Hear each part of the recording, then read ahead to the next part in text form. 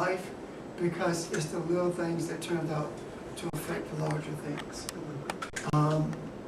If you are faithful over the little things, he says that come on up into my kingdom, I'll make you rule over many. So be faithful to the little things, and the little things of which I speak is your attitude, or your thoughts, the way you speak to each other, the things that go through your mind about each other that you hold on to. Why so-and-so didn't call me? They must not like me. Something must be going on with me. And all the, in other words, erase the negativity. When there is irritation in your life, the Creator is saying that you need to bring into existence a pearl. So any irritant, turn it into a pearl. And if you do that, you will wake up one day and you will be a pearl. So that and that when the Revelation talks about the gates are made of pearl, the pearly gates, or a gate made from a pearl, you will be a pearl. You will be the gateway to everything that's enlightening. You will become that gate. When he talks about the three entrances into the city of the Jerusalem, it's talking about complete divinity surrounding righteousness. So you will become that divine gateway into the place of righteousness. And the thing that when I say that you will become that divine, the gateway to that place of righteousness, I'm talking about how you respond instead of reacting, and how you envision what we call tomorrow, which is actually today, and how we have, what expectations do you have? Our expectations should not be limited to those material things such as jobs, children, etc. Our expectations should be far greater than the things that we see with our eyes. They should be, our expectations should be those things which we experience with our soul. And we can't expect anyone else to take inventory of our soul and ascertain our needs and make adjustments for it. That's too much to ask of anyone. We should take inventory of our own soul and make an inventory of our soul so that we can ascertain what we need in it. And if you can't do that, then just be still and know that you are Elohim. And let the rivers of righteousness and truth and joy, let it flow. And let it carry you to where you need to be. Even though you may feel uncomfortable where you are, then you are to find comfort in the uncomfortable place. And you can't walk in righteousness and desire truth and live in a safe zone. Safe zone is a place where the expectation is for nothing to happen or nothing to change. You can't expect righteousness and truth and expect everything to remain the same. That's not going to happen. You can't expect everyone to be on the same page with you. That's not going to happen. You can't expect everyone to believe what you believe. That's not going to happen. If everyone believed the same thing and walked the same journey at the same time and thought the same way, this would be a boring life. The challenges is what makes us strong. And I feel for those who have especially denominational beliefs and think that they're the only one right. I feel for them because they have missed the whole essence of what it means to be created in the image of Elohim. They have missed what it means to be a co-creator if they feel like everyone is wrong with the exception of them. And when you think that way, it pits you against them, whoever they are. So we have to understand that we are not all right, but we are right. And being right doesn't mean that no one else knows anything. It simply means that you have been exposed to more than some people have, or you've had greater revelations, which makes you more responsible to them. So the greater the revelation is, the more responsible you become for carrying the burden of humanity. So when we look at what has transpired in France and Turkey,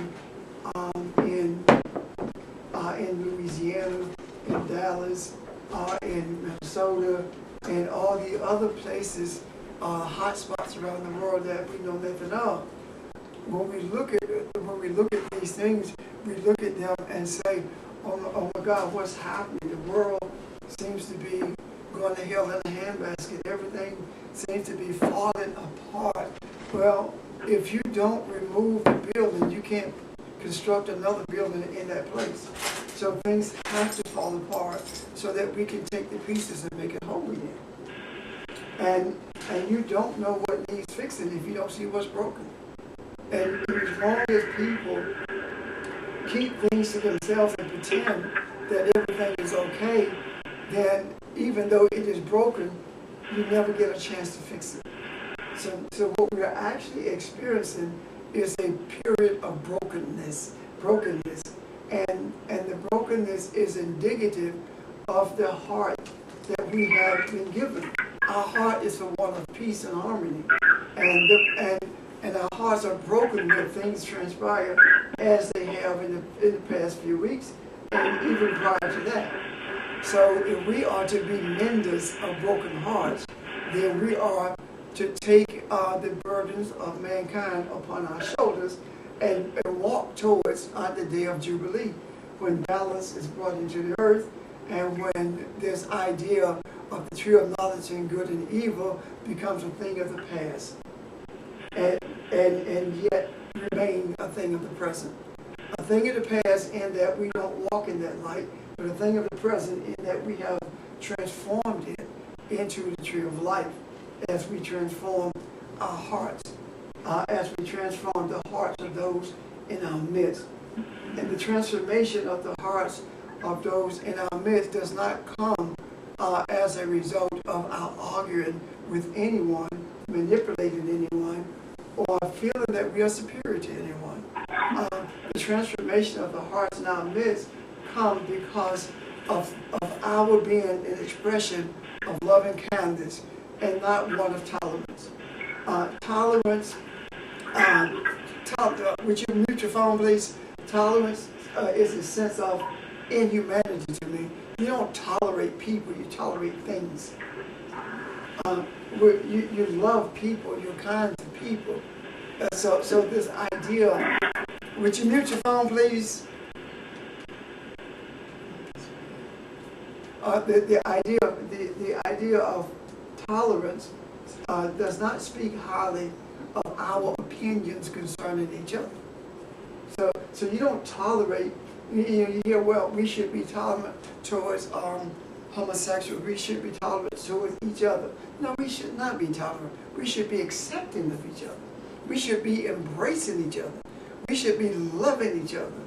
We should not have a thought that goes through our mind that has anything to do with any concept of separation, that has nothing to do with anything that has an opportunity to separate or divide us. Why? Because we are people who have been brought into this earth for such a time as this. And what's that time?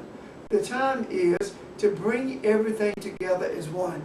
If we can see the African and the Caucasian and everything in between are the folds in an accordion, then we are brought into this earth to bring the accordion together so that there is no separation or no vision of separation.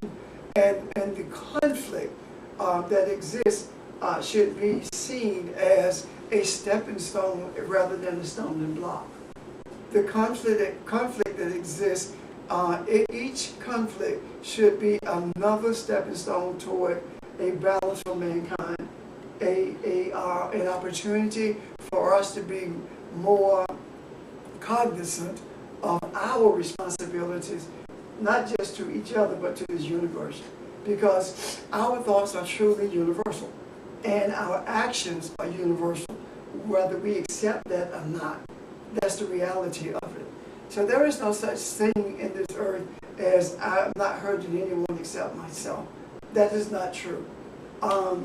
This energy that's permeating this earth, this energy is giving off a sense of agitated violence, and every time we think that it's being contained, it explodes someplace else. So what do we do with this? This energy is here because it needs to be transformed. I said earlier that if you have an irritant in your life, it means that the Creator wants you to transform it into a pearl. So this energy, we are supposed to be transforming it into a pearl. We are supposed to transform this path that we travel into transparency, so that our walk along this journey would be visible to even those who are not trying to see it, even those who are not looking for it. It would be so much light until they cannot help but not only experience it, but to see it in their hearts, and they may not know what they see, and it's okay.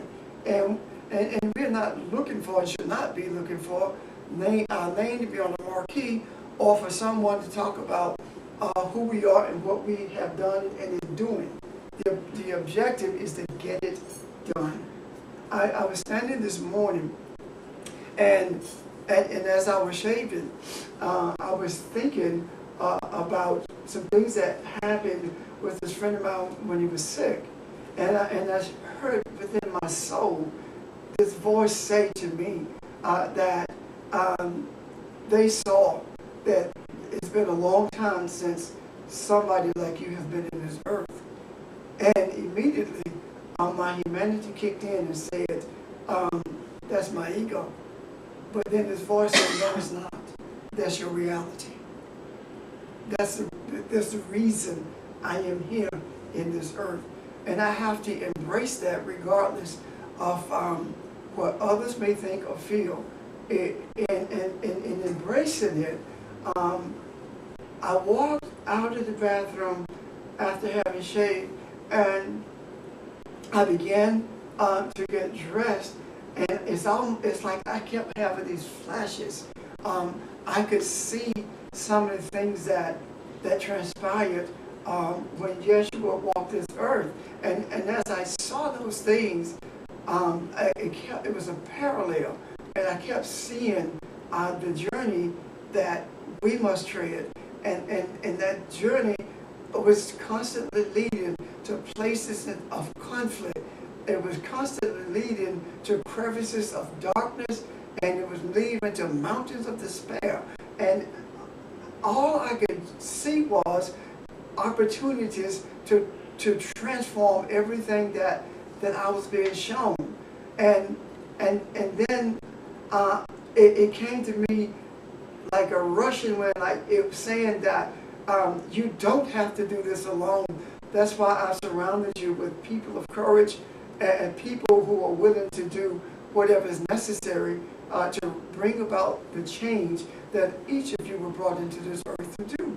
So here we are, sitting in this room, in this house that has become a home, by the way, and experiencing the not just the presence of each other, but the precious of this universe, knowing that there will be many more what we call tragedies in France or in this country or around this world, until we take very seriously our responsibility, because bullets and bombs are not going to change anything. The prayer, as we have been taught, is not going to change anything. The thing that transforms in terms of prayer is the meditative state that Yeshua spoke about when he talked about prayer is not the multiplication of words, going to your secret place, which is your closet, when he talked about the recognition of a boom being the source of all enlightenment. When he talked about the light of a womb being holy, separate, and different than anything that we've ever thought light to be. This is the meditative state that we must consistently be in, even though our eyes are open and we are driving down the road or in a gym exercising or in the midst of our job, our work. We must be always in this meditative state because to cease to be is to give an opening for darkness and negativity to encroach upon us along this journey. We must also recognize that we are not Ish, we are Adam. And by that I mean that Ish is this human who feels that there is no hope, who feels that the only thing that tomorrow brings is despair. The human feels that no matter how much I pray, nothing changes. And to be honest with you, 99% of the people, whether it be Islam, a synagogue, a church, or a mosque, it doesn't matter, feels like nothing changes regardless of how much I pray, regardless of how much I trust and believe in this being that's greater than me. We see this constantly.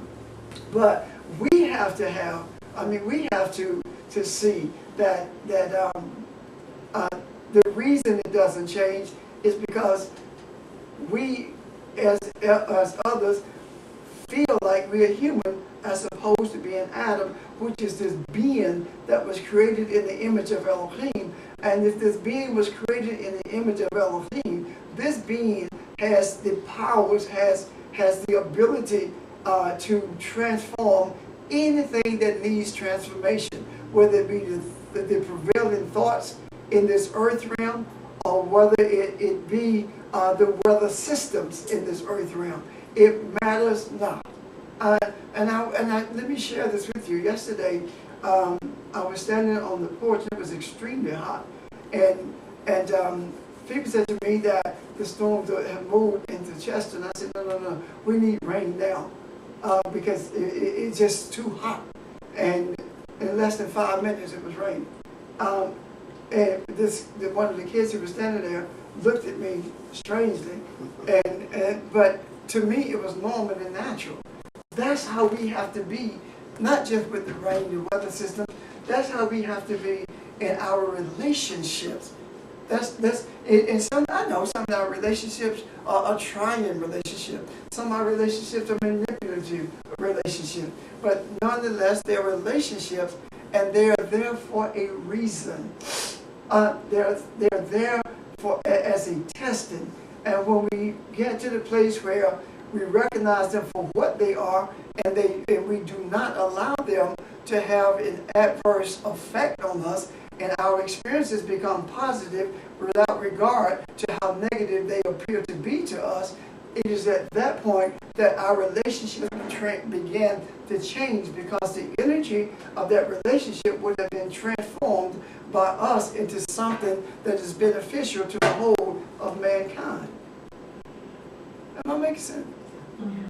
So this is what I see us being. This is the place of not so much change, because we are the change, but it's a place of transformation. Games can't be played anymore. We know for the reason that we were brought in this earth. We talk about it all the time. We can't afford to abdicate our responsibilities. We know how we are supposed to bring things into being. We understand that without masculine and physical relationships, there is no birthing of anything. We understand these things.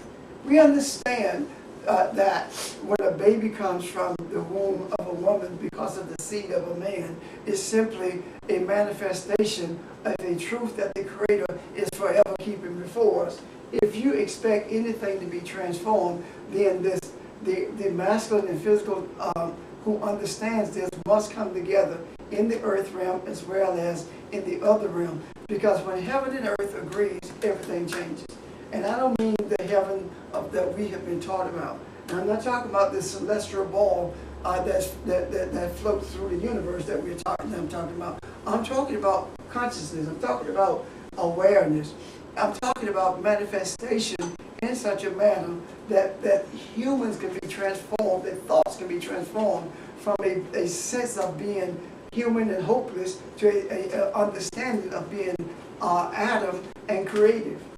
So this is what I'm talking about. Are there any questions?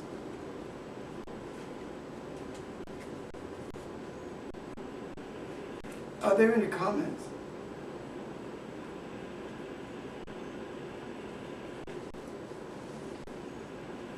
So, were you going to say something? Just that. Okay. Oh, I don't know. She was adjusting. Oh. Just that. I was talking to Rainey, and I said, Rainey, we talked about this months and months and months and months ago.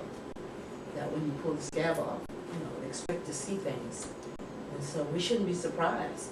And as you say, it's going to be more, because all of that is the pus that's coming out, and but we can't change our focus because of that. We have to continue to meditate on love and peace and those kinds of things, and not allow ourselves to be shaken as Ish is by these things. We feel them. We have the emotions. We have sorrow about it having to happen, but we can't let it change our focus. Right. Were you were just out your way? You had your hand up? Okay. I think I feel so adamant about it because I see things that I can't put into words, and maybe I'm not supposed to. But I also understand that if we miss it by 1/100th of an inch, if you veer from the journey just 1/100th of an inch, the further you travel, the further you get away from it. And the greater the gap appears to be. So we have to learn just to be still. And I've had relationships and have relationships that I really don't like the way they are moving because I know they're supposed to move differently. But I have to be still because there is more than one person in the relationship. The other person is there too. And I cannot make something happen. I have to be still and let them see the course that they are traveling or must travel. And it is at that juncture that we are able to have a relationship of transformation. And it's like if I am going to cross the river and continue this journey towards the city, it is I can't leave you. I can't cross the river and go to the city. I have to wait until you understand the necessity of crossing the river. Even if the bridge begins to crumble, I have to trust that the bridge will be restored when you get to a place of understanding that we have to cross this river together. We can't cross, I can't cross it as a representative of masculine energy. You can't cross it as a representative of feminine energy. We have to be intertwined in order for it to be crossed. The helix of the DNA, the helix. If you see how it's shaped, it's held together by something. It's like rungs on a ladder in between, but the helix is not straight. It's not just parallel. which means that we travel in the same direction, but we're taking different journeys, and we are bound together by the belief and the desire to bring about change through love and kindness. And regardless of how it seems like we're separated, we're just like that helix. We are connected, and the twisting is representative of what's written in the first Psalm when it talks about and he meditates on his word night and day. Night is talking about the twisting away of light. Even when the light, there's an effort to twist the light away, we still stay one. And when I talk about twisting the light away, I'm not just talking about someone trying to teach something that's not in the scriptures, someone trying to teach something that's not divine. I'm also talking about those who are in the midst of this divinity, who makes efforts to break these relationships, to twist the light away, to keep things from happening, even though they know in their hearts of hearts that it's supposed to be and it's supposed to take place. Why? Because we are uncomfortable, and our discomfort becomes the place of comfort tomorrow. Right now, there are things that each of you in this room, and those of you who are listening via telephone, and those of you who are connected through Skype, each of us have at some point in our lives had been around new friends or in a new relationship, right? And there were things that we were cautious about saying. There were things that we were not comfortable about doing or saying. But as the relationship grew, we became more comfortable in it. And then we began to say things that we normally would not say, do things that we did not do in the past. Why? Because that place of discomfort has become a place of comfort. Now, when we look at the events that has taken place, of course they look horrible. Of course, they appear to be the worst things ever. But however, we know better, because think about it this way: if we believe what we say we believe, if we believe what we say we believe, then we know that to exit from these bodies is to enter into a place of light and peace and balance, right? If we realize that. So why does it matter how you get there? Our objective is not to exit the bodies in order to bring this balance. Our objective is to bring it while we're in these bodies. And that does not happen without conflict. It doesn't. Every single relationship on the earth has some kind of conflict in it. And the conflict is there for one or two reasons. The conflict is there to strengthen or to let you know you're not supposed to be in that relationship. But even when you realize you're not supposed to be in it, it still strengthens you. Because lesson learned. And you keep it moving. Now, we have been reared in a culture that believes that everyone else in the world is wrong except us. We have been reared in, and I'm not just talking about in church. I'm talking about our socio-economic society. Everybody in the world is wrong except us. And everyone in the world must capitulate to our system of beliefs. And if they don't, then they're heathens. And if they don't, then we have ways of making sure that they don't exist for long. And it doesn't matter. We say these things about, we believe in all these so-called democratic ideas. And if you really look at democracy in Greece, you would see that this is totally different than the democracy the democracy in Greece was, and I won't get into that. When we look at these ideals, and we say we're a democratic country, we're all these democratic things, and then we enter a confederation with dictators who are abusive to the people because it's beneficial to us. If you believe what you say you believe, stand by it. So what am I saying to you? This is not an understanding of just political science or history. What I'm saying to you is that we are reared to be in a state of conflict. We are reared to be confused.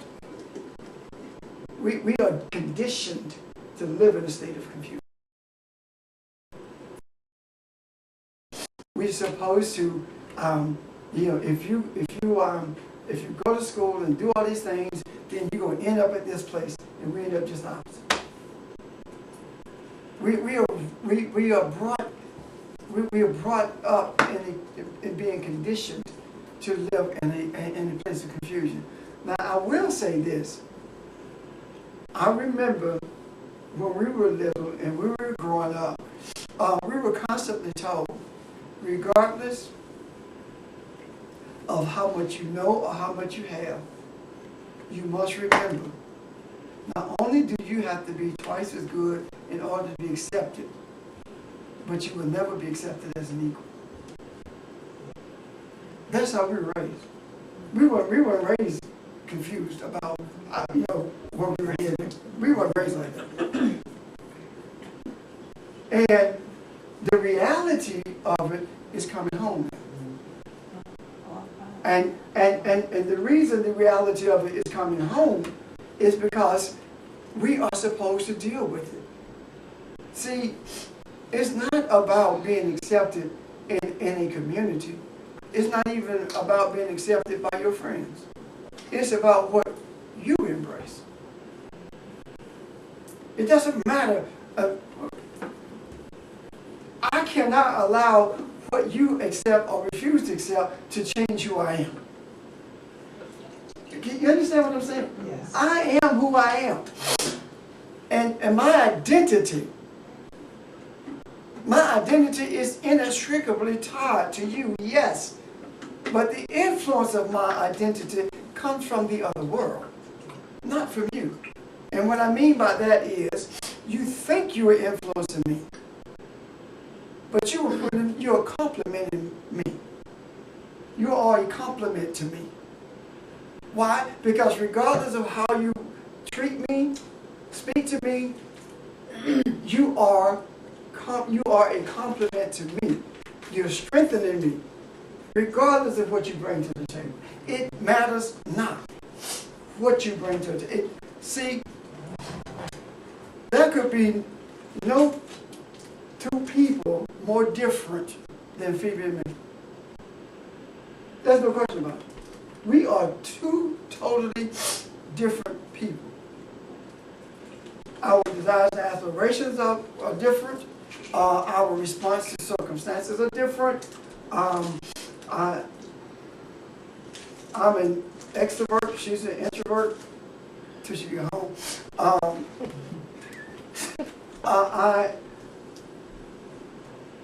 I deal with the children one way, and I am more open and giving. She's more restrictive. I mean, we are so different.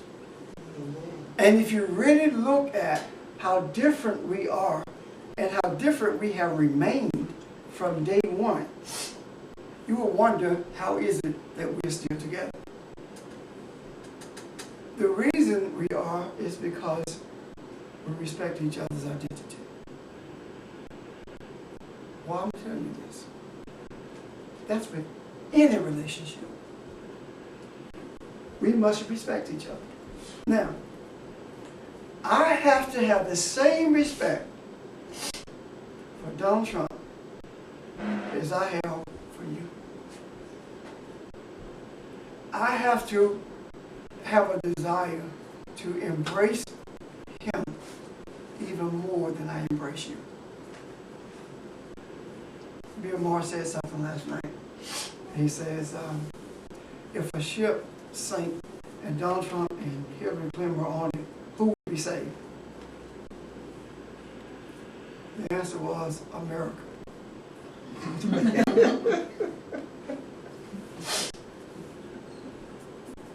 But that's presupposing that Americans are putting all their hope in this one or that one, And honestly, or not. most are bandwagon. They are one or the other. Most really are. And not because they want it, but because lesser to evil, that type thing, or a perpetuation of belief that divides us. Either way, it doesn't matter. We are the deciding factor. Not the deciding factor who becomes the leader of this nation. We are the deciding factor in the outcome for mankind worldwide. We are it. I do not believe for a moment that the Creator would allow us to come together for such a long time and be totally off base. Neither do I believe that the people with these strong personalities, these strong-willed people, could sit week after week and not see that we're off in terms of our beliefs if that was the case.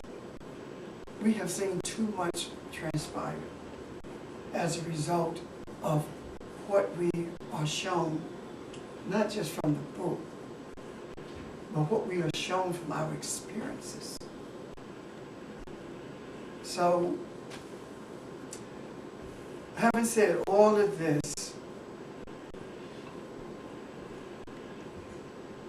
as Barbara said, it's not over. It's funny, I still see drainage from beneath the scalp that was taken off.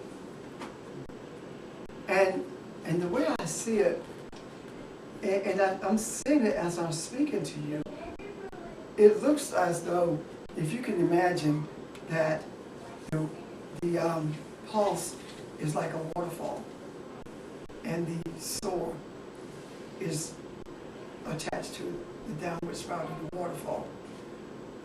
I see that, and I feel in my heart that when I see the disconnect from the womb, then that will mean that all of the drainage has been complete, and a complete transformation is in order.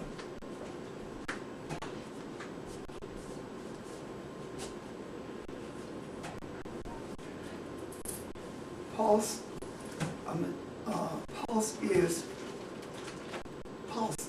is the body. It's the body's response to an object or to something that should not be in it. Right? It's a defense mechanism. We are to transform the pulse into something that's living and vital, as opposed to discarding it. That's our charge. We are to change it. That's our responsibility. And there are going to be distractions along the way. And the distractions come in all forms. I mean, this guy gets in a truck and kills 80 plus people, 84 people. There's no way that you can sit on the sidelines and say, this had to happen, and not feel anything about that. You understand what I'm saying? There's no way you can do that and still believe that you have a heart for humanity. There's no way that you can say that and hold on to, well, in a nonchalant way and still believe that you are Adam. Because there is so much pain and suffering involved in it, isn't that right? That's the experience that we have. On Monday night, Kathy was in our class, and she said to the class and asked the question. She said that as she was coming from Rock Hill to Gaffney, she felt the urgency to turn the radio off and began to feel.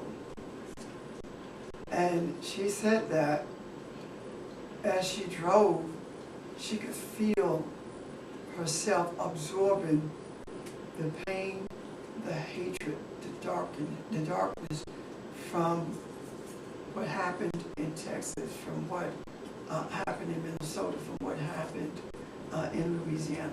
She could feel that, and she was experiencing it. And she said to me, so what am I supposed to do with this? How do I deal with this pain? How do I deal with this suffering? How do I deal with this darkness? I know I've absorbed it because I still feel it. What am I to do with this, she asked.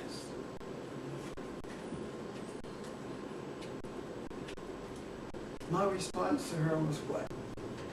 What do you think? First was breathe, probably. Transform it. You are a female who is a manifestation of feminine energy. You understand the principles of feminine energy. That which you feel is a seed that was placed in your womb. And it is incumbent upon you to give birth to light in place of that darkness, to peace and calmness and harmony. And the last thing I said was, that is the reason you have to breathe, Barbara, JUL. Because when you think about it, when a woman gives birth, breathe. Huh? Yes. You have to breathe in order to give birth to it. She is not superstitious, very intelligent, able to grasp complicated concepts, but yet she understood it, or accepted something that religion would say is crazy. That the quote-unquote intellectual world would say is non-existent. She understood that. So if she is to birth this harmony and peace, what are we to do? What are we to do? We are to nurture it. How do we nurture it?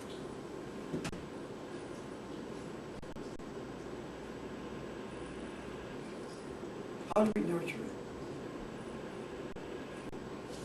By managing our attitudes when we are facing adversity.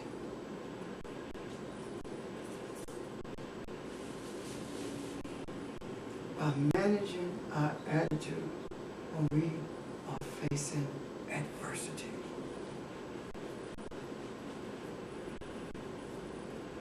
Think about this.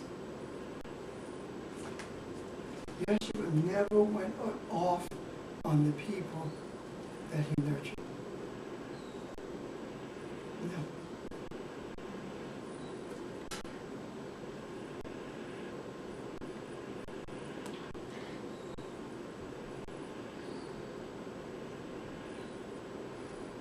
Everything in our lives is right.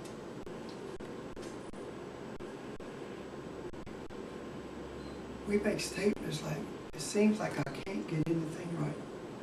Don't. Every time I do the right thing, something wrong seems to happen, right?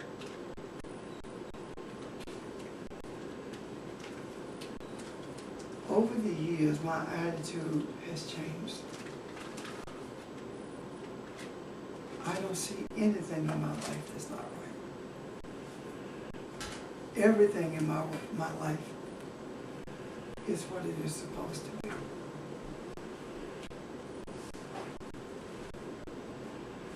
If we believe that there are things in our lives that's not right, then we attract things that of that nature to us. Right? But if we believe that that it is impossible for anything in our lives to be quote unquote wrong, if that's an impossibility, then we are constantly transforming things, right? Yeah. We are constantly doing that. Adversity only weakens us when we resist it or run from it. But when we embrace the adversity, we change it. I don't know anyone who has not faced adversity in their lives. Adversity does not kill us. It strengthens us.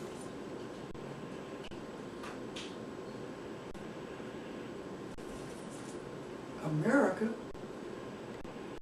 and most of the world is resisting adversity, and it's killing. Isn't it? Yeah. Some of the Muslims are adverse to the systems of this nation, and the systems of this nation is adverse to those Muslims. And I know that the quote-unquote Christians in this nation are adverse to anything that's Islamic or Jewish for that matter. Christians in this country just started liking Jews in 2000. I'm serious, because they used to blame the Jews for killing Jesus. Y'all want that true. So the adversity is being resisted as opposed to embraced.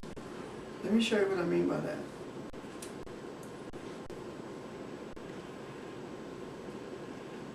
Who espouses Christianity more than anyone in this country?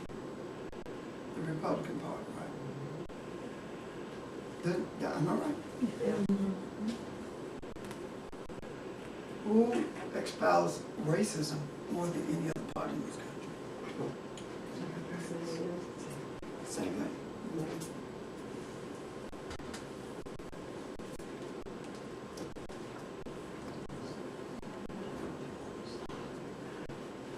The vocal Christians in this nation have always been adverse to the end of slavery. They have resisted the end of slavery in terms of shackles. They've resisted that. And that has increased their anger. Now,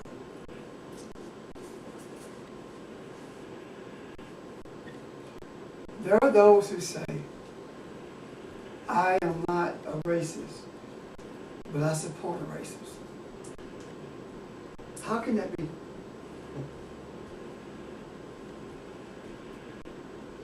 this guy who's going to, from South Carolina, who's going to speak at the Republican convention and support Donald Trump, we've had around the country supporting him. That doesn't bother me. As a matter of fact, I'm glad he does it because nothing has changed. It was the same way during the period of manifested slavery. It was the same thing. There were always someone who was supporting slavery. And they were of the same color of the people who were enslaved. That doesn't change. It hasn't changed. If it had been different, if it were different now, then we would be off base.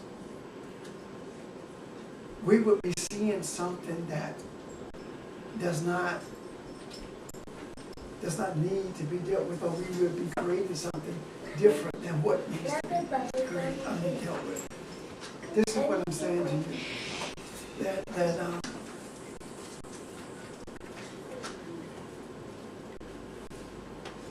these adversities were never dealt with. The problems in this earth were never dealt with. They were created, but they were never dealt with. The issues have always been skirted, but they've never been dealt with. When Johnson sat down in 1964 and signed that bill, it didn't change anything. It really did. And I know it for a fact because in 1972 we're still registered for vote because there was resistance to it.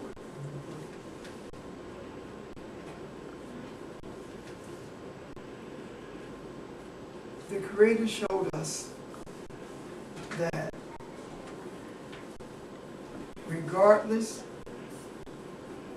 of what you do as ish, it will not change anything. But everything that you do as Adam changes everything. Whatever you do as ish is humans trying to shape something in the way they want it to be shaped.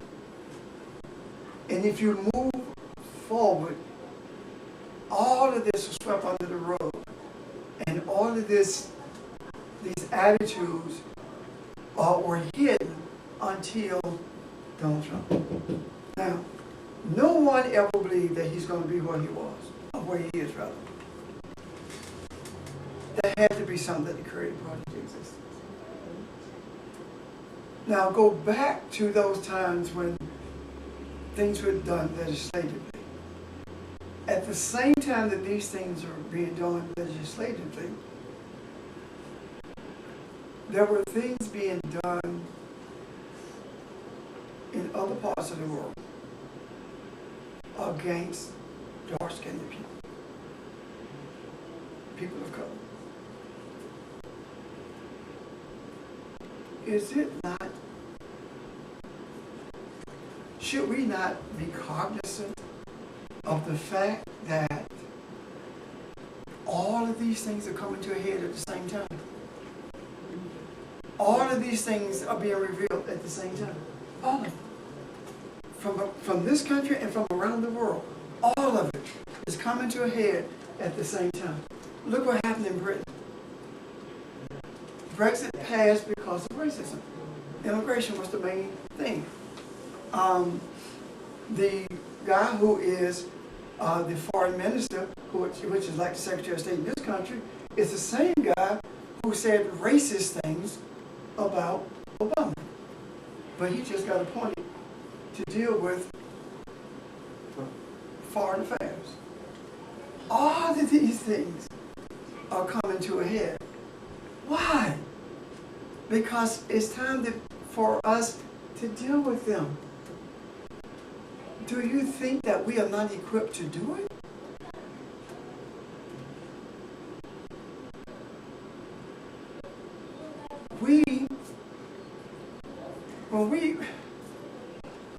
When I look at this in retrospect, when we begin to recognize that we are messianic,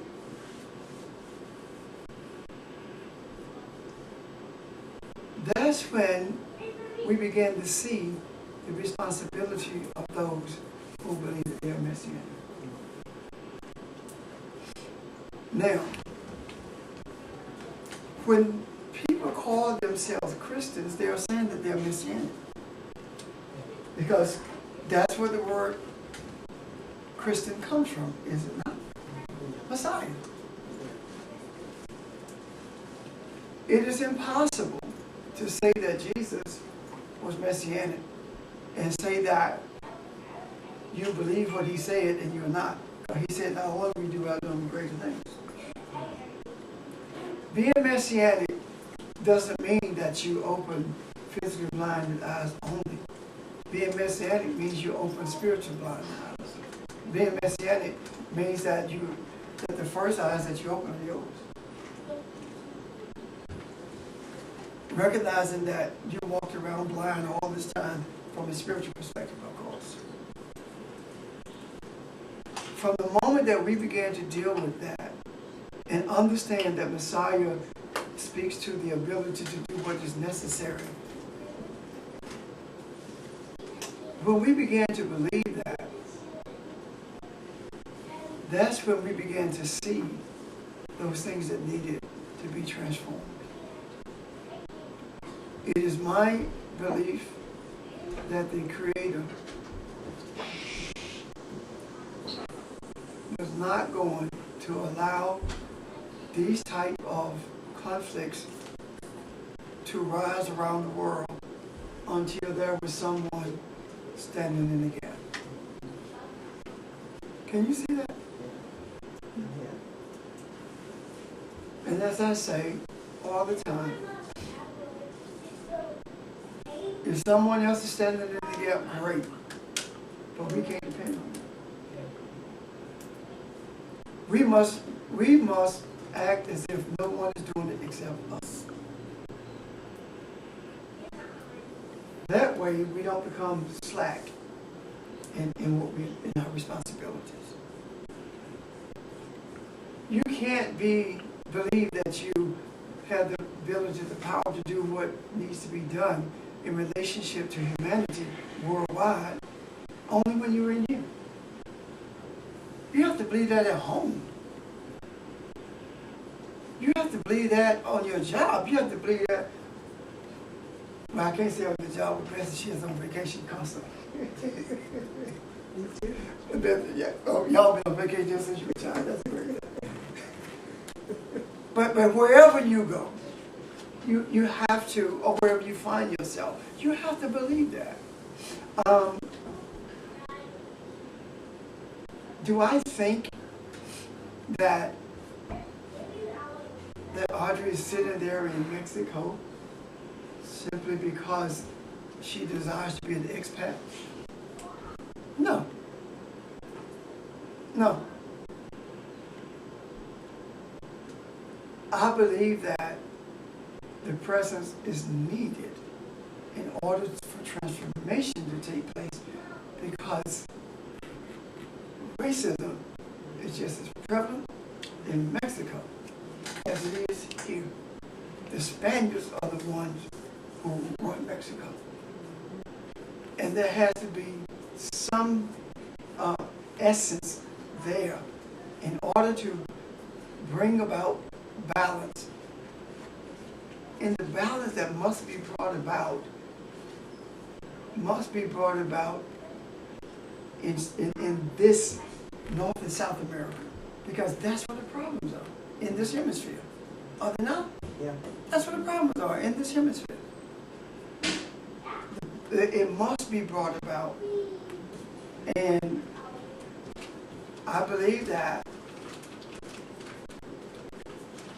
when I go to France next week, it's not just for a visit. Ellen said to me, speaking of the teachers, she always talk about y'all. She don't talk about me. she said that you all are never on vacation. Everywhere you go is something, there's a reason for you being there, other than vacation. And I thought about that. And in thinking about it, it's true. Because wherever we go, we have experiences that we are able to relate to what we are being shown by the Creator.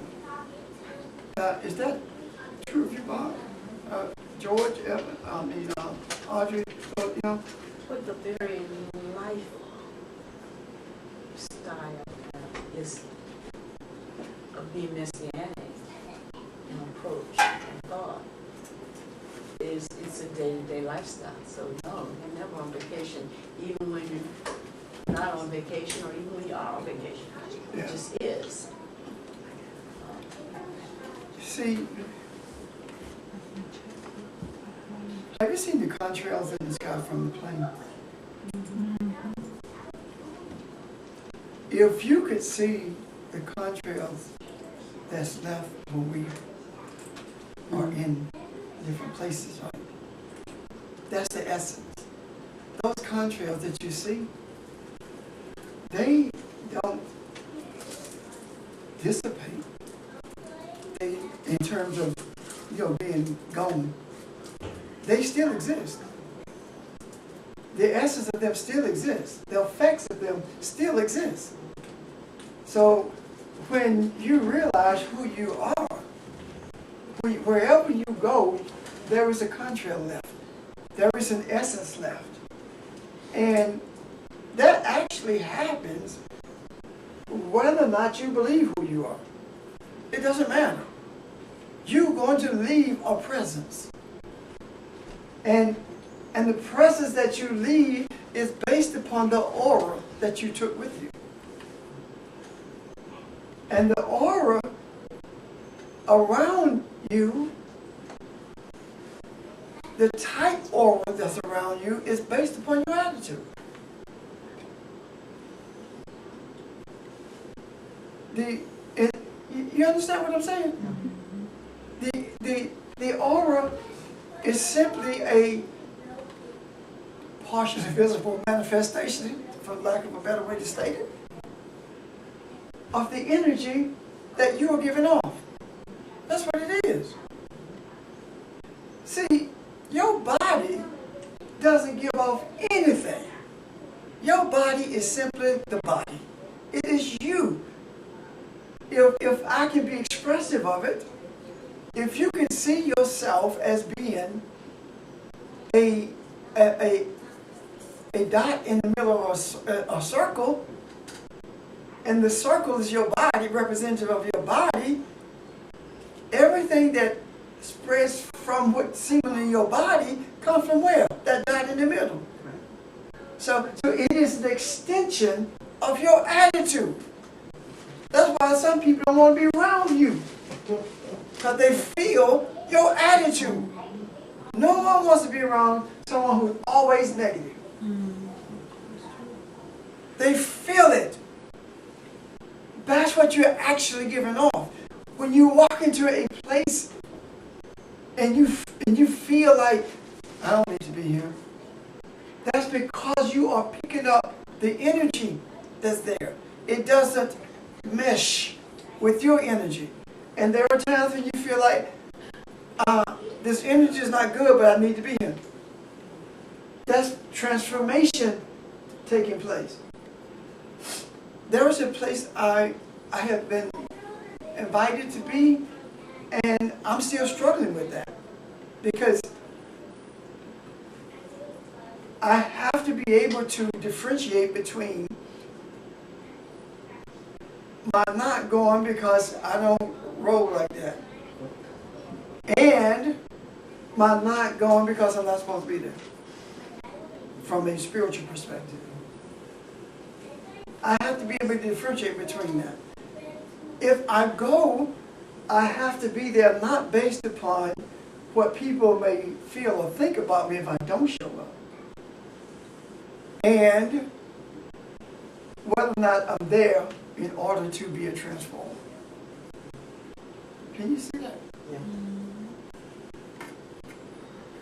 And that sometimes is quite a struggle. And I usually don't know what the outcome is until the time comes. Any questions? Evelyn, I'm sorry. I just been talking, and at the onset, you said you wanted to ask me something. You covered everything. It's about what was happening, Niece and just you going there with all the turmoil there. So that's what it was about. Nice is in southwest France, right on the Mediterranean. Where are you going? I'm going to Paris and to Versailles. But yeah, Paris is more central.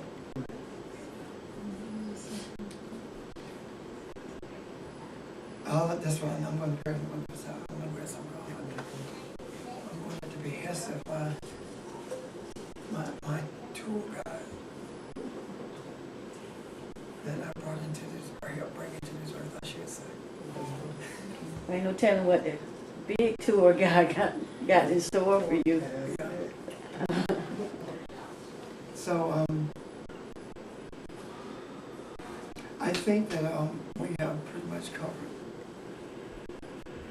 the events in this earth. You know who I think is in influencing this huge change in this country? Who do you think it would be? Don't say the Creator. Because the Creator told us to deal with this mess, didn't he? Yeah. So who do you think is influencing what's happening in this whole country? Aside from us? Yeah, aside from us. Who's influencing us, by the way? A great influence on us from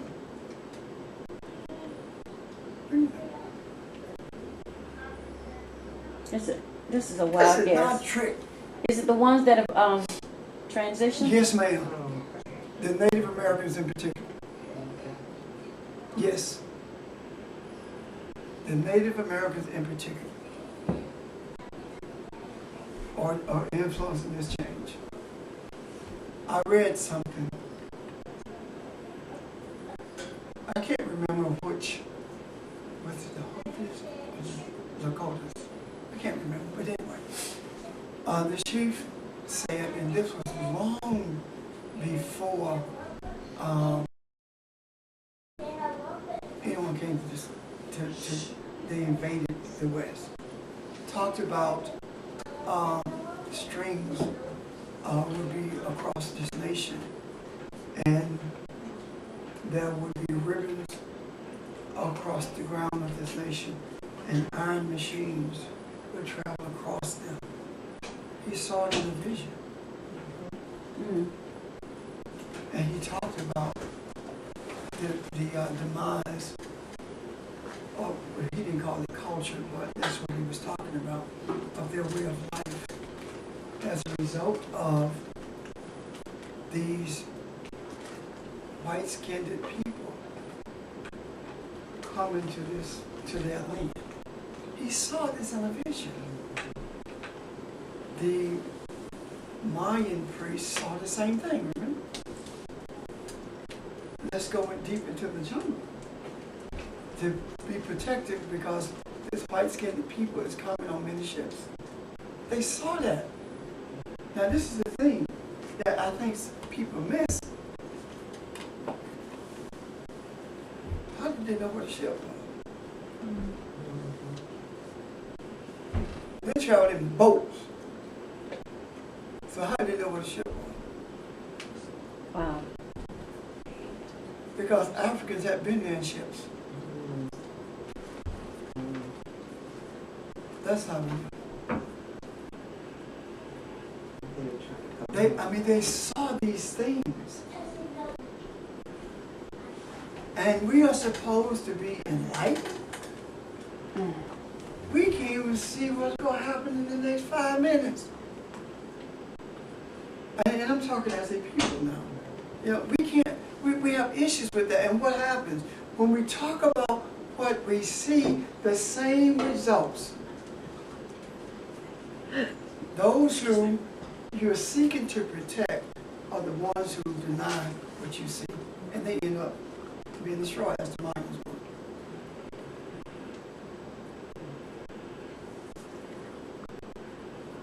I don't see a demise of humanity in terms of the death of the human life. I don't see that. I see harmony. I see the perpetuators of division will be the curators of unicity. I see a complete transformation. I really, really do.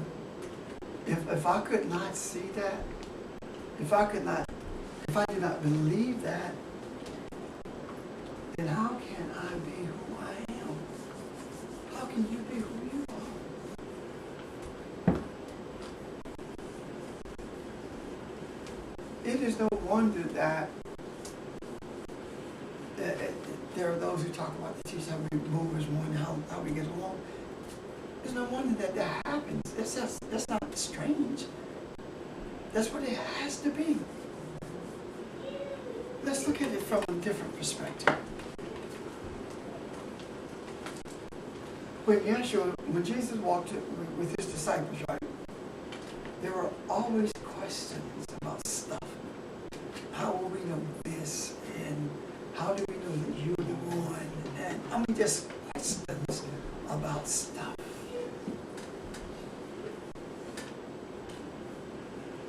There are no questions about stuff for the teachers. The only question about how do we understand this? There are no questions about whether or not I should be a covering. There are no questions about how will we know the end, what is the end. There are no questions about that. The questions are about how do we get you to understand that the end is not the combination of anything except the concept. Can you see the difference? If I were to cease to exist in this body in the next 5 minutes, there would be no scattering of the teachers. They would be waiting for the influences from the other side. Because they know if it's any way, and I believe there's every way to do it, if it's any way that wherever you are, I'm going to be with you. So it's not about sitting, we're different in that we are not sitting in a quote-unquote upper room waiting for something to happen. You understand? Yes. Yeah. That's a huge difference. Yet, we are asking questions about how Jesus understood things. You know, trying to understand how he did what he did, and to be examples of that and to experience those things that he experienced, as opposed to every Sunday morning getting them up early Sunday morning. You understand? You got up early Sunday morning.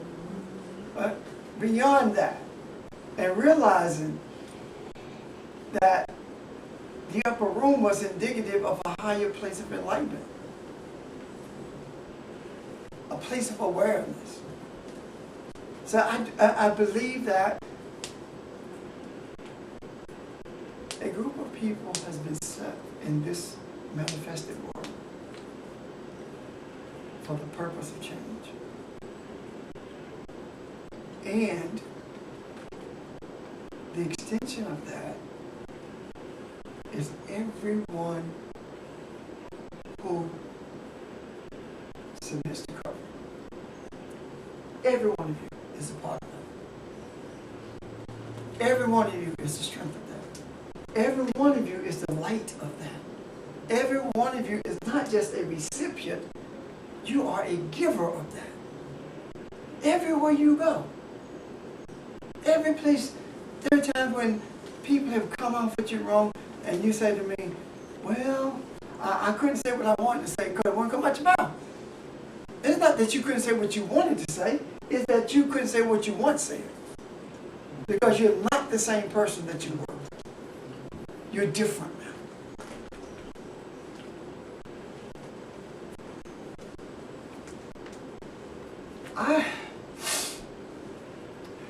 I'm different. I'm different today than I was 2 days ago, 1 day ago. I'm different than what I was at all.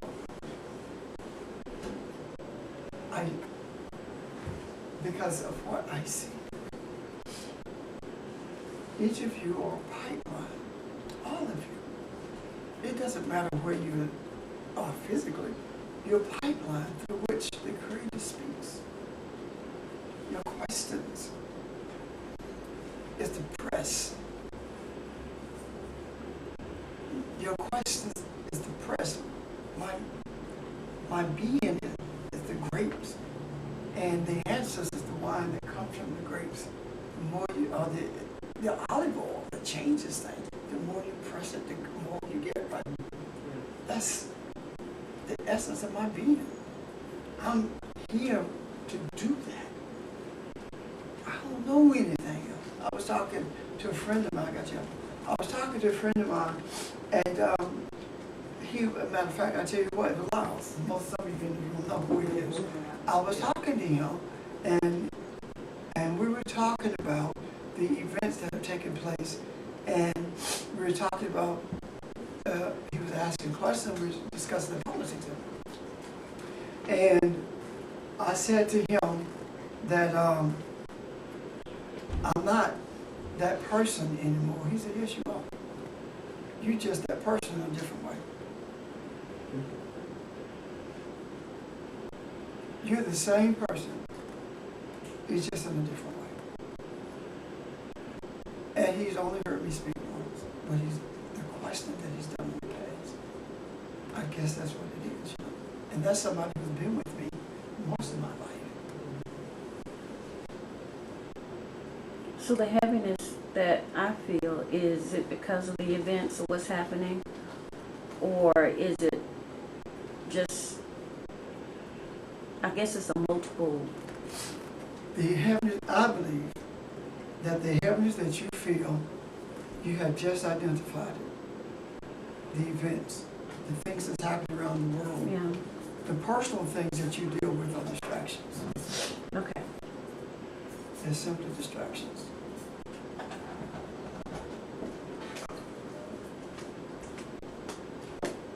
When people are comfortable, they don't want to change. That's true. It's like the house we live in. I ain't going nowhere. Until I leave the body, who gonna move all this stuff? I'm not. He's gonna leave it for people after you go. It's separation. If you want to leave me, one of them going downstairs. That's it. That's the extent of my leaving. I'm not moving. No. I have a question. I guess it's to tie in some things, because when you were talking about what Kathy was experiencing, Say again, baby. when you were talking about what Kathy was experiencing when she was saying about Everything that's transpired, and Barbara had said about birthing, because that's what came to mind for me. The past 2 weeks, the conversations that I've heard around me and from various people, because I have one coworker who's Spanish. She's relocated here from California. So she was saying about the whole racial, everything that's going on is in the news. She doesn't understand it, because from California it's totally different. She didn't experience it from where she came from.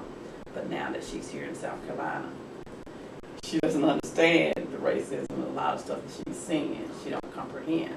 So I was trying to, when she was asking some questions, explaining some stuff to her. And then when I was trying to explain to her about the heaviness, feeling it, and what it means, and then I guess for me being black, and because I had to stay on that level, not whatever. Here we go. Whatever.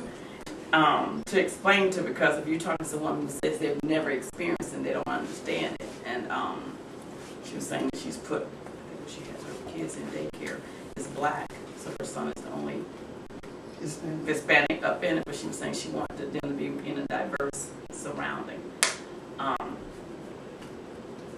And she just started going to church, so it's on the level of equivalent stuff that's happening in her life now, because that's what she used to be taught. Everything was a blessing. But it was something she said the other day that was, we were talking about something in this intercessory, and she said, well, I don't want to let any of that into my space as far as feeling what others feeling, because I just want to take care of me and my kids, and we be comfortable based on the goals that I have set for me in life. And then I had another girl this week that I saw, she wrote, she was like, she refused to accept and allow the things that's going on into her womb, because she's created a nurturing environment for her kids for it to be positive, so she's blocking. And this was from two females. So I'm sitting here in the middle, like, if we could just understand what we're talking about here, because the key one used to want to not accepting in her womb, because she only wants to deal with, hers. And that's almost from what I'm seeing. I'm seeing both sides. I'm seeing the ones that are upset about it, but just from those two people, it's like, I just want to protect me and mine, and not have to deal with anybody else. And both of them is coming from aspects of one who's just coming in because she said she wasn't raised up in God or religion or anything. So now she just decided, I'll try them and see what happened. And now things are coming together for her. But it's like, okay, then, but still is for me to protect me. And then the other one, she's not religious, but some of the stuff that she's talking about is like she's seeking a spiritual highness, but still it's almost like it's, as long as it's benefiting me. So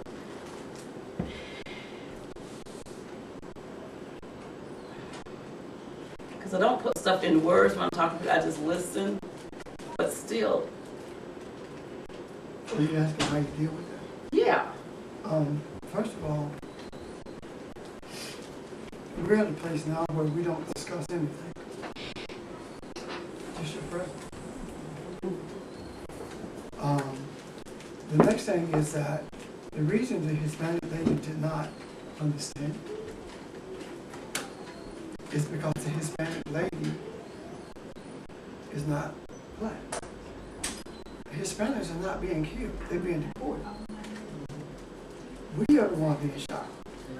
You see what I'm talking about? There's a huge difference in that. The one who is taking care of her own, both of them are,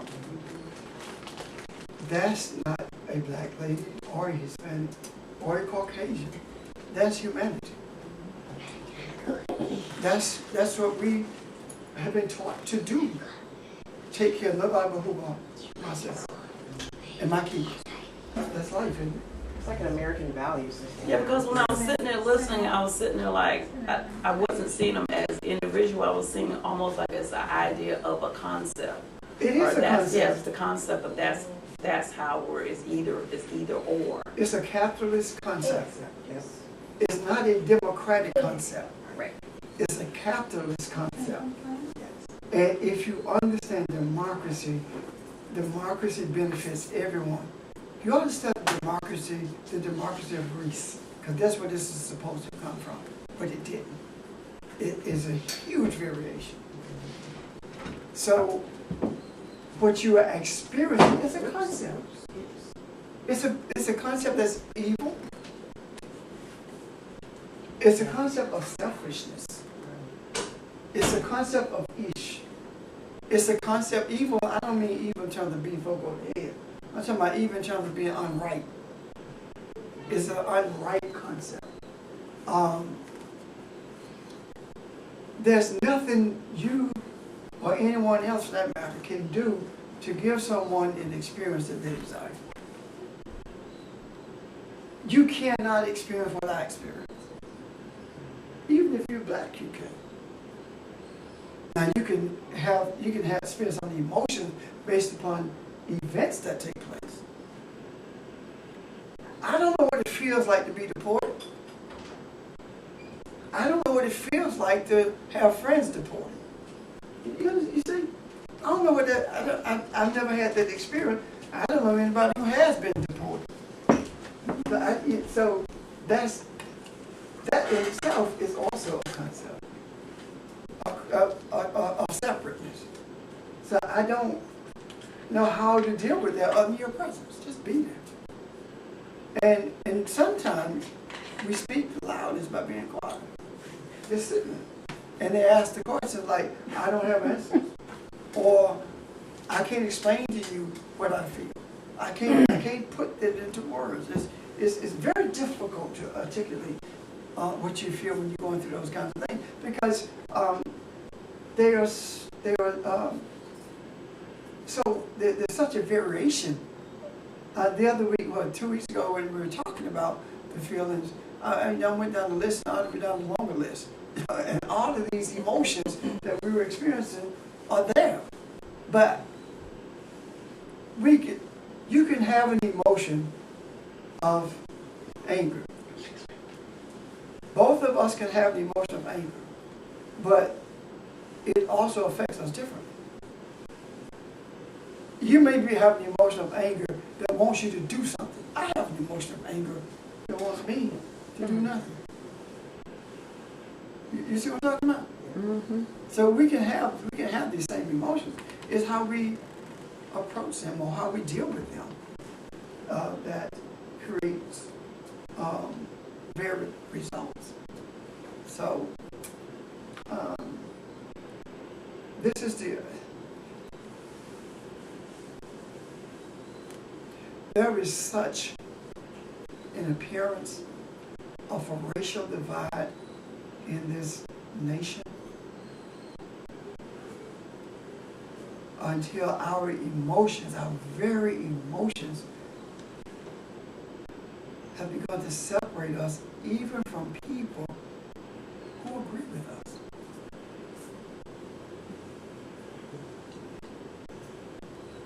That's something to think about. Our emotions separate us from even people who agree with us. Why? Because you don't understand what it means to be black.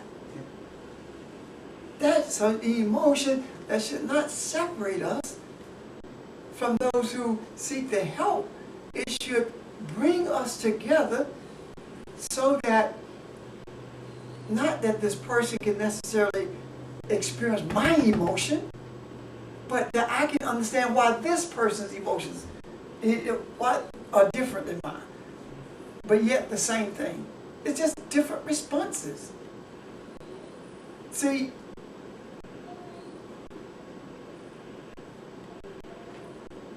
this week is going to be one of the most historical weeks in this country. We in this country are going to experience raw racism. I mean, just raw to the bone. Best thing that can happen. Maybe by the end of this month, all the pus will be drained from the soil.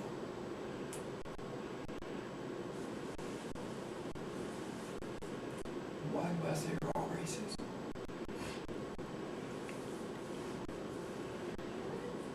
Some of us think we have arrived because we haven't pretty decent job, and we own some material things.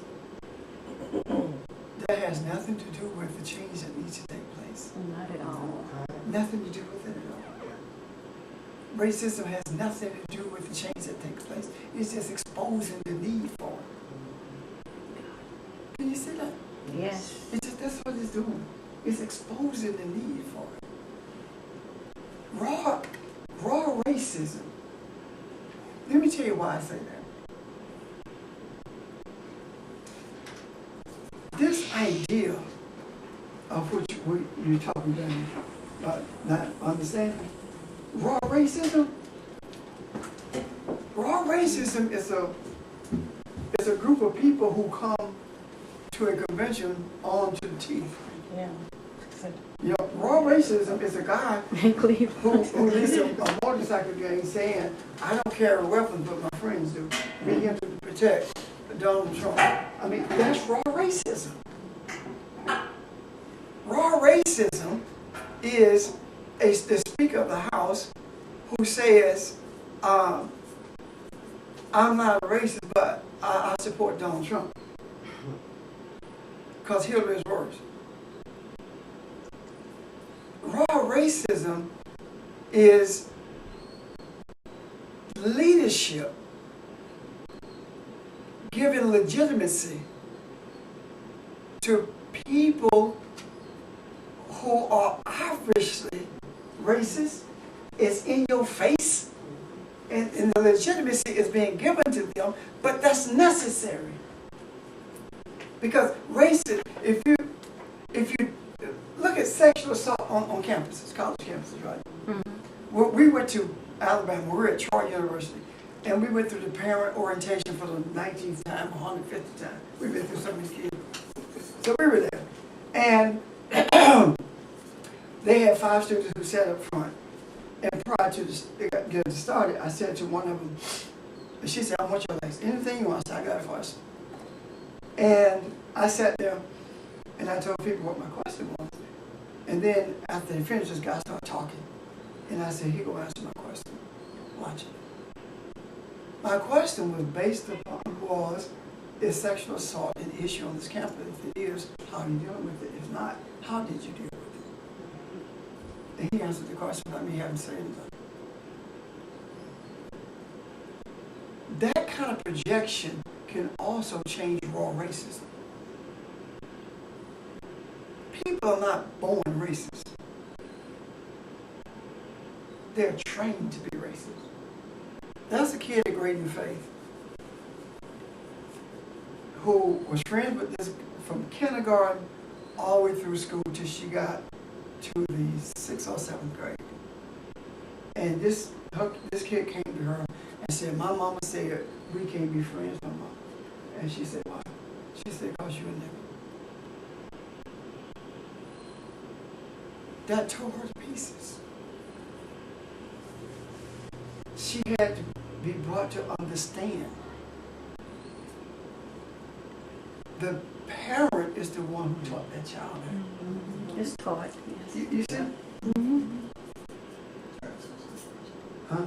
I was just telling we asked me about this one situation I was in, but also similar to that right there, I had a situation when I first joined the military, to where me and this guy got along very well. And we called him Tennessee. His last name was Rose. And one day he came, me and him sitting up drinking, and but he said, you know, if my parents knew that I was socializing with you, they would go nuts. So what do you mean? So you're black. He said, for all my life, I always figure out how to have a friend that's blind. They always prevented it. And he slept at my house, he ate at my house, and but he said that his parents, sisters, brothers, cousins, uncles, you couldn't even tell them that. That's like, Wow.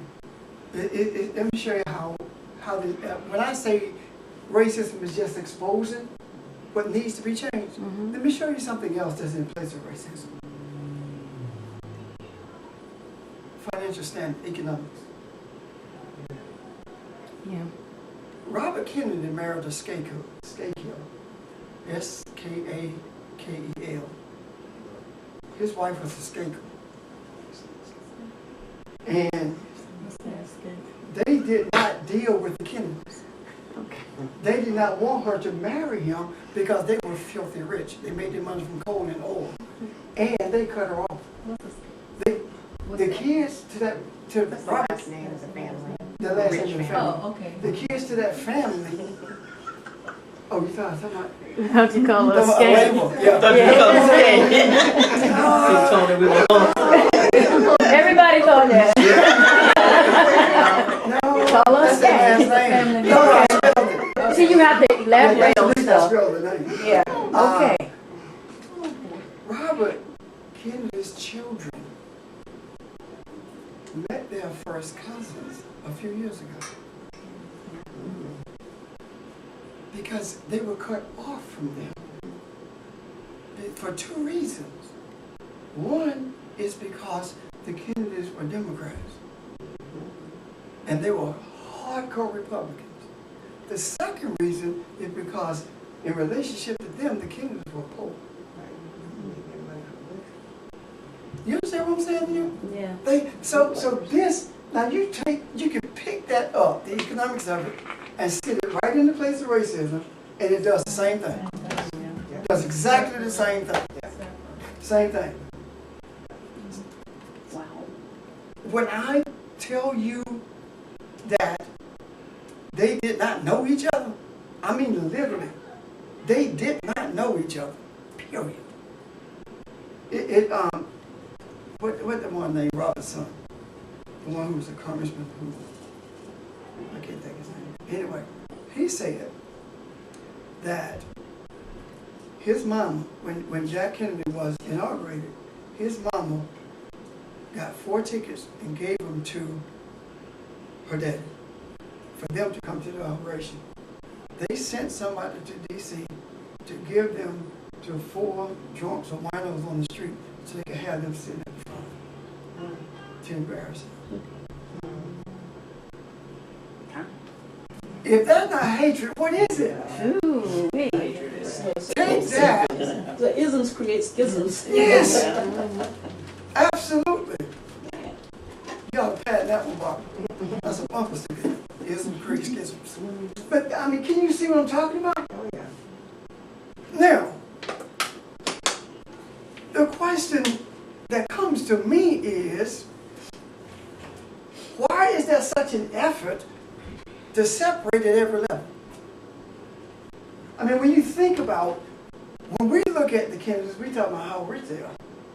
They look at what Jackie's folk did the same thing. They saw them as being poor. Well, why is that necessary, Janice? Tell me, I baby. can give you a common example. Getting on the airplane is now divided by socioeconomic status. Yes. Yes. It's not enough to just sit in the front of the plane. Like, we have to divide, like, each row down to I mean, yeah, how much money do you have. Delta got this comfort thing Uh-huh. that costs more. Yeah. Comfort seat Yeah. that costs more. I bought it too. Not why I brought that up.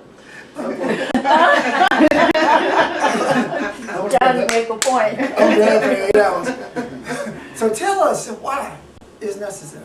Because we want to be separate. We want every little piece of getting ahead that we can afford. We're willing to pay for it. But why? Why are these subsets, all these subdivisions? Make us feel good. Because we're psychotic. I said it started from ownership. I mean, like the human condition is psychotic. It is this self-destructive tendency to separate. When we did the thing in Proverbs the other week and talked about how Ish became furious, Mm-hmm. that's the same thing. Okay. Because we are psychotic. As Ish, as humans, seriously, You're right. as Ish, That's we are true. psychotic. You have to be psychotic to walk into a restaurant and shoot 134. You got to be psychotic to weave driving the truck down the. Yes. You gotta be psychotic to walk into a church and kill 9 people. You got to be psychotic to influence somebody to do that. The Citizens Council from Lexington. You got to be psychotic. You have to be psychotic to talk about deporting all these folks. You also have to be psychotic to agree with it. You have to be psychotic to think that drones and bombing people is going to change ideas and stop something, change people. That's not going to happen. But when you move from that state of, when you move from being psychotic to a state of seeking balance or desire for balance, that's when you begin to see that we're not separate. When Obama said we're not as divided as we appear, the people got upset with that. We're not. We're not. I don't even think he knows what he's saying. We are not. He was talking about a manifestation, but I'm saying that flesh and blood did not give him that. He was making a declaration of a spiritual presence, of a spiritual reality. We are not as divided as we think we are. We are one. Thank you for telling me that. I sure look at it. We are one. That's why you got me, baby. Yes, sir. Thank you. We cannot view things from a political perspective. See, I have a spiritual filter, and I don't know where it came from. It's just there. And I see things differently than most people who surround me. I was telling Phoebe the other day, I said, even when I was little, they would say stuff, and they get so mad at me because I analyze it. I ain't know I was analyzing. I just saying, or I would give them the answers to stuff, or I say, well, that's not right, and tell them what they, because I read all the time. You were old.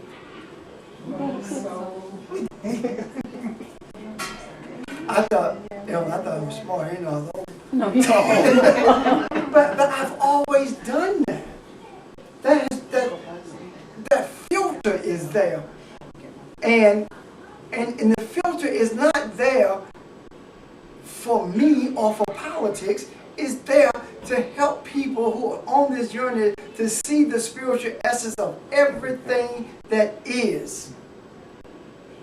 When Bill Maher said last night, he says that I do not condone the shootings in Dallas, but how long do you think people go let somebody shoot before they start shooting back? Right, yes. Yeah. He said, I don't condone it, but I understand. He's the first Caucasian I heard say that. Now, he's not. By no stretch of the imagination. Now, on the surface, he is saying that people get tired of being pushed. Yep. But the depth of it is this. When you get sick and tired of being pushed, bullets is not going to stop you from being pushed. It has to be a spiritual change. And it begins with you. Love and kindness changes everything. So, when I don't think, I think Newt Gingrich said what he did about it's dangerous to be black in America. I think he said that because he won't be vice president. But I don't think flesh and blood revealed that to him either. Just like flesh and blood didn't reveal that to Obama. I think that the voices of influence and power are being influenced by what's in the macro. And what does that do? It began to open people up. And when you open up, what happens? The concept from the macro flows in. Listen to what's being said. Black Lives Matter should morph into, evolve into a movement against mass incarceration.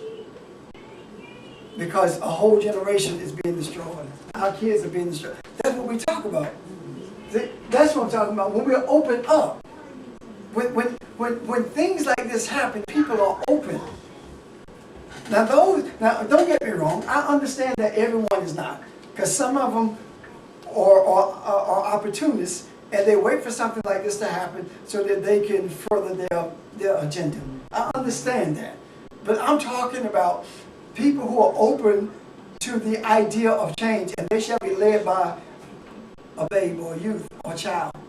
And they shall be, what is it talking about? Who out there in those streets? Children. Yeah. That's who's in those streets. Yeah. Children. They did not need Al Sharpton. They didn't need Jesse Jackson. They didn't need Ben Jealous. They didn't need anyone to organize them. They were organized from the other world. We sat here and talked about the need for this. They were organized from the other world. And when they were organized from the other world, look what happened. The accordion was closed up. The African, everything in between, and the Caucasian. That's what's happening. The accordion was closed. Any questions about that? Does that make sense to you? Yes, it does. You, Go ahead. you make so much sense, because what I've been seeing a lot of people have been, where are our leaders of today, like what they had to keep pointing back to the 60s when they had Martin and all of those. And I kept seeing that what they're doing now, because I've seen and listening to the different three ladies that started the Black Matters thing. And it's something that we've talked on in here a few years back, that the way it's being done now is different from where it was when y'all did it back in the 60s. Yeah. And contrary to what a lot of people think, that the young people aren't connected. Right. They are. They could. I'm not their age, and then I wouldn't want Jesse or Al orchestrating anything of mine. This is, but the way they've done it is so cool in the way how they've done it, and through social media, It was- positive side of it, that it's more organized It's more organized than it appears to be. than on it the appears surface. to be. It really is. It really is.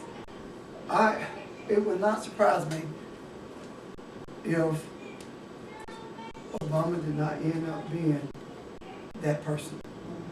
The first thing I thought. It would not surprise me if when he comes out of office that he does not end up being that person. What person? That person to speak to power, the truth to power. That person.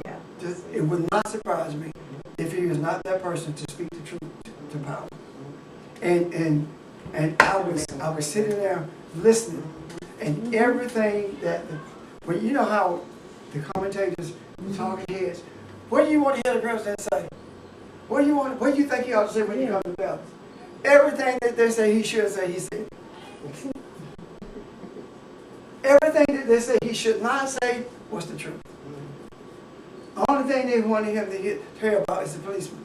How is it that 5 policemen are dead? I feel for their families.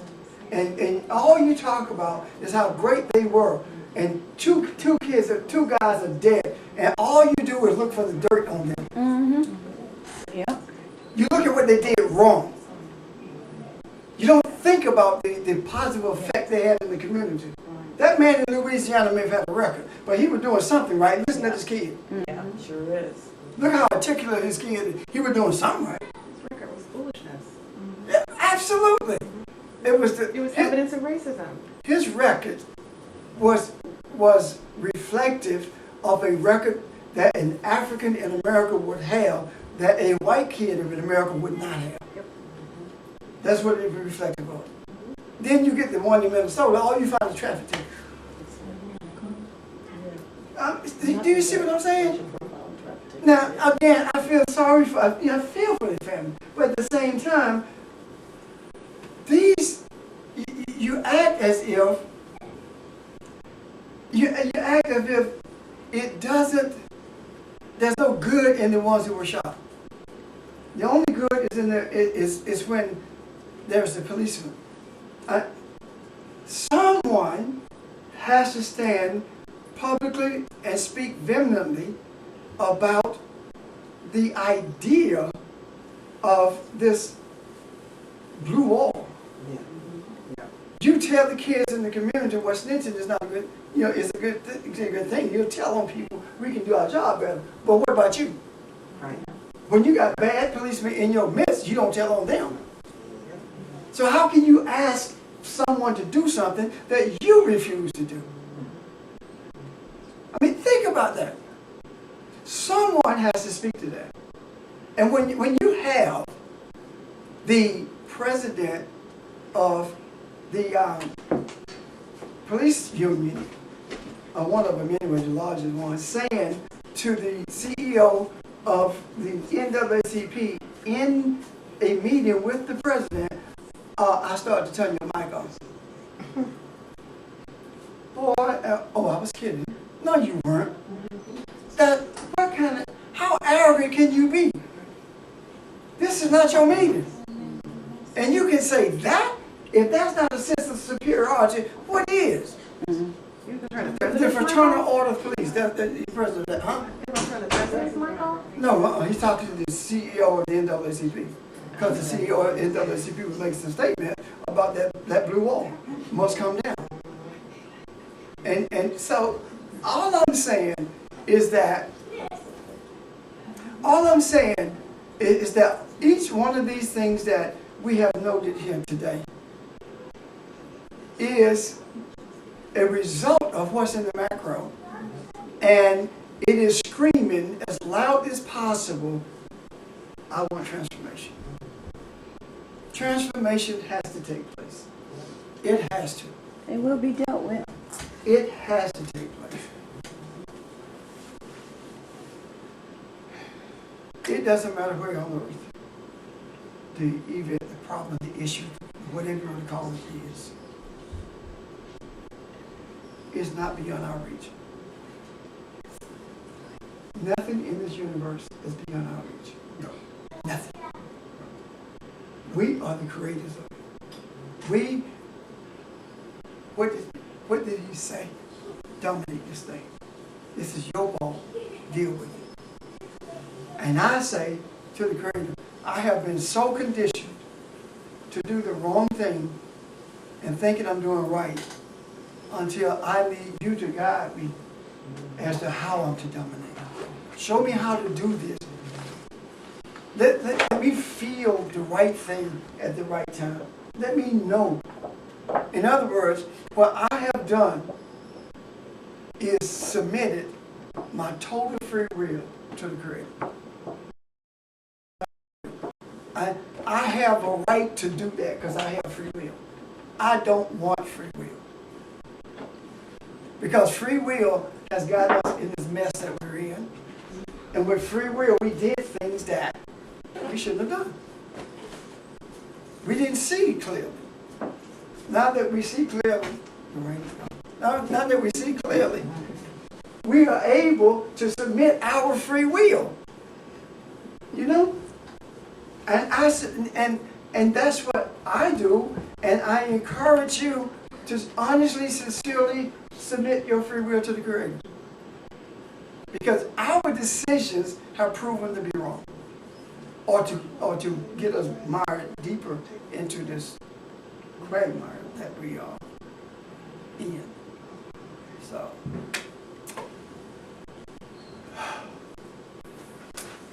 have you asked yourself, and I'm done with this. Just as a question, I'll comment. Have you asked yourself, why is it that out of all of the adversity that we as a people have faced, out of all the attempts to exterminate us, we're still here. But the Native American is hard to find. But we're still here. There has to be a reason for that. It's not that we're better than anyone. That's not if the whole of humanity came out of the womb of Africa, then the one who knows how things are supposed to be is the African. Forgiveness, loving kindness. That's who we are. That's not what we do. That's who we are. We are forgiveness. We are loving kindness. That's who we are.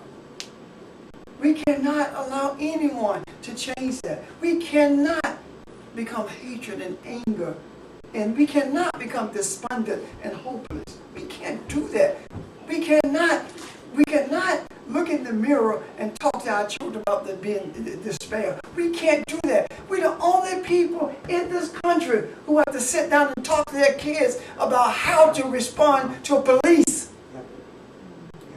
The only people. And then you're going to tell me that that's not enough? What more could be done in Minnesota? What more could he have done? Everything was done the way it's supposed to be. This is the tree of knowledge of good and evil, seeking to be destructive toward that which can bring life. Because it wants to hold on to what it thinks it owns.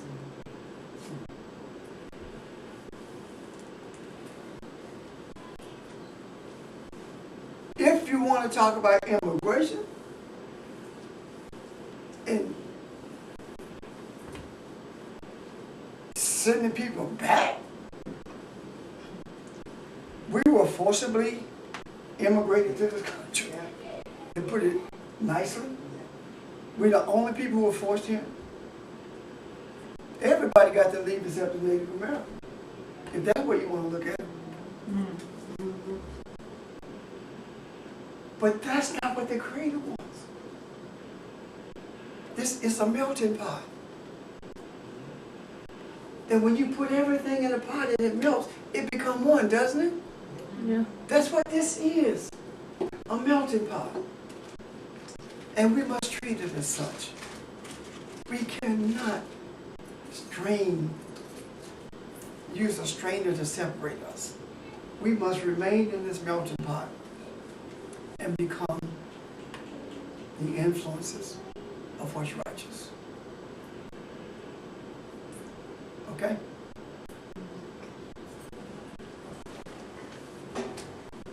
And I know I talked pretty much all this, but I had to get it out. And I'm done.